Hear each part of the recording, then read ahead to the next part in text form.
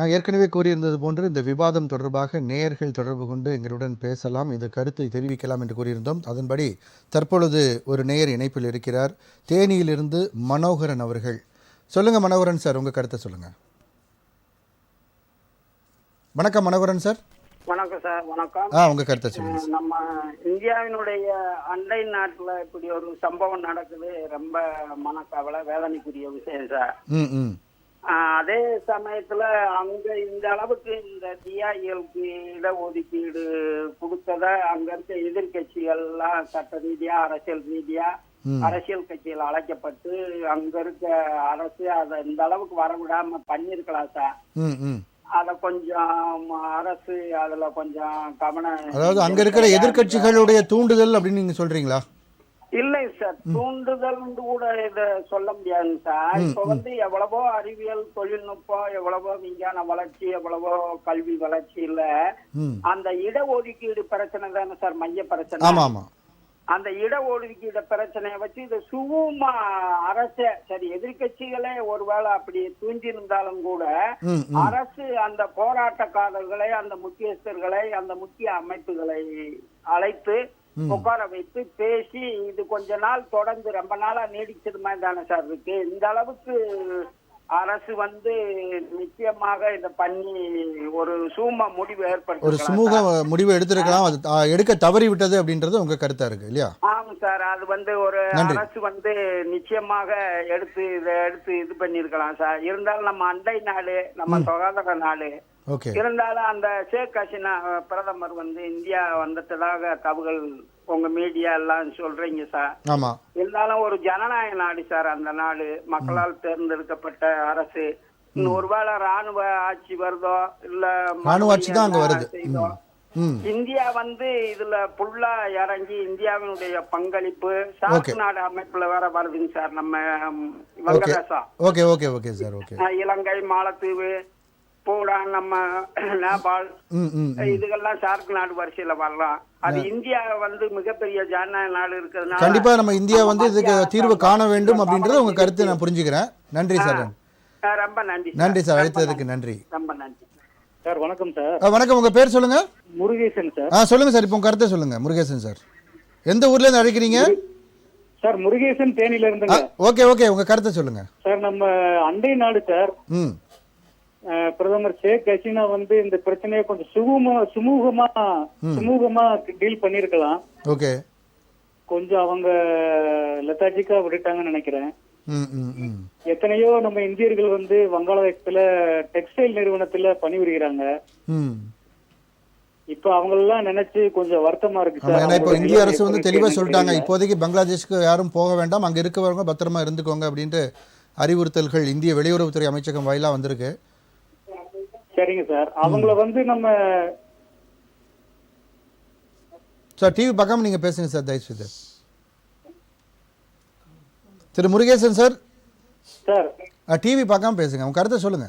Okay sir. அவங்கள வெளியில நம்ம இந்தியாவுக்கு திருப்பி ரிட்டர்ன் கூப்பிட்டு வர்றதுக்கு ஏதாவது ஒரு சோர்சஸ் எடுத்தா நல்லா இருக்கும் சார். கண்டிப்பா. அதான் அவங்க எல்லாரையுமே இந்திய தூதரகத்தை தொடர்பு கொள்ள சொல்லி அறிவுறுத்தப்பட்டிருக்காங்க. அவங்களுக்கு ஏதாவது பிரச்சனை இருந்து இல்லை இந்தியாவுக்கு வரணும்னா அவங்க இந்திய தூதரகத்தை தொடர்பு கொண்டாங்கன்னா அதற்கான ஏற்பாடுகள் அவங்க செஞ்சு கொடுப்பாங்கன்றதையும் இந்திய வெளியுறவு அமைச்சகம் தெளிவாக சொல்லியிருக்காங்க. வணக்கம், உங்க பேர் என்ன, எங்கேருந்து கூப்பிடுறீங்க? பேசுறேங்க, சென்னையிலேருந்து. சொல்லுங்க சார். இப்போ நம்ம நாட்டு எப்படின்னா நம்ம எல்லார்கிட்டயும் ஃப்ரெண்ட்ஷிப்பா தான் இருக்கிறோம். எல்லா நாட்டு தலைவர்களை போய் நம்ம நல்லபடியா அவங்களோட அரவணைச்சு தான் போறோம். ஆனா இன்னைக்கு பாத்தீங்கன்னா நம்ம யாரெல்லாம் அரவணைச்சு போனோமோ கனடா மாதிரி பலர்கிட்ட நம்மளுக்கு ஒரு வேற்றுமை வந்துட்டு இருக்கு. இந்த நேரத்துல நம்ம ரொம்ப ஜாக்கிரதையா இதை கூட ஹேண்டில் பண்ணோம். நமக்கு ஹசீனா மேடம் ஏற்கனவே வந்திருக்காங்க, ஃப்ரெண்ட்ஷிப்லாம் இருக்குது. பட் அந்த நாட்டுல இப்போ ராணுவம் வரும்போது அந்த ராணுவ தளபதியோடைய எண்ணங்கள் நமக்கு தெரியாது. திடீர்னு அவனுக்கு நம்ம இப்படி ஹெல்ப் பண்றது ஒரு மனசுக்கு வேற மாதிரி பட்டு இல்ல வேற மாதிரி அவனுக்கு, ஏன்னா பகைவனுக்கு பகைவன் நண்பன்கிற மாதிரி நமக்கு யாரெல்லாம் பகைமை நாடு மாதிரி இருக்கிறவங்க எல்லாம் அதை யூஸ் பண்ணிக்கிட்டு நம்மள அவங்க எதுவும் பண்ணிடக்கூடாது. அதனால நம்ம இதுல ரொம்ப விழிப்பா இருக்கணும் சார். ஏதோ அவங்க லேடி வந்திருக்காங்க, அவங்களுக்கு ஆதரவு கொடுக்கறோம், அதெல்லாம் கரெக்ட். ஆனா இது வந்து ஒரு அரசியல் பிரச்சனையவோ இரு நாட்டோட பிரச்சனையவோ மாறாத அளவுக்கு நம்ம டிப்ளமேட்டிக்கா வேலை செய்யணும். சும்மா நம்ம அப்படியே எல்லாருக்கிட்டையும் வேஷம் போட்டு ஏமாற்ற முடியாது. அது நம்ம ரொம்ப ஜாக்கிரதையா இருக்கணும். ஓகே, அதுதான் நான் சொல்ல வரேன் சார். நன்றி நன்றி நன்றி சார், உங்கள் கருத்துக்கு நன்றி. வணக்கம், விவாத நேரத்தின் மக்கள் குரல். சார் வணக்கம் சார். வணக்கம், சொல்லுங்கள். திருப்பூர் மாவட்டத்தில் உடுமலைப்பேட்டிலிருந்து ஆபரேட்டர் ரவிச்சந்திரன் பேசுறேன் சார். சொல்லுங்கள் ரவிச்சந்திரன் சார், உங்கள் கருத்தை சொல்லுங்கள். இப்போ 1971 வங்கதேசத்தில் சுதந்திரம் கிடைச்சது சார். அந்த 50 வருஷமா படிச்சவங்களுக்கு வேலை வாய்ப்பு இல்லாம ஒரு உயர் பதவியில் இருக்கவங்க, நாட்டோட அதிபராகவும் பிரதமராகவும் இருக்கவங்க, அது அவங்க தான் இவங்களுக்கு படிச்சவங்களுக்கு வேலை கொடுக்கணும்.